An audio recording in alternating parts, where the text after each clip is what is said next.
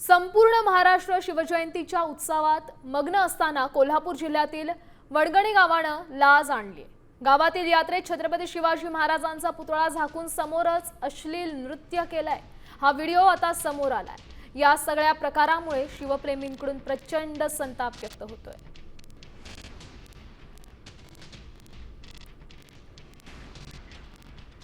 आम्ही गेले 5-6 वर्ष झालं दर यात्रेला म्हणजे मागच्या बॉडी सुद्धा आणि ह्या बॉडी सुद्धा दरवेळी इथं शिवाजी महाराजांची मूर्ती झाकून आम्ही दरवेळी स्टेजवर तिथं कार्यक्रम घेतोय दरवर्षी वडगणी गावात। आणि गावाचं मेन लोकेशन असल्यामुळे इथं आम्ही कार्यक्रम घेतोय। आणि काल आमचा 11:45 दरम्यान कार्यक्रम आम्ही सगळं बंद केलेत। आणि हे जे आता जे व्हिडिओ व्हायरल झाले कशा पद्धतीने केले ते साम टी व्ही काय ते व्हायरल झाले, ही शिवजयंती निमित्त ठेवले असं ते झाले। हे शिवजयंती निमित्त नाही, महाशिवरात्री निमित्त आम्ही कार्यक्रम घेतलेला आहे। आणि गेले 4 दिवस झाले एकसारखं कार्यक्रम आमचं चालू आहे।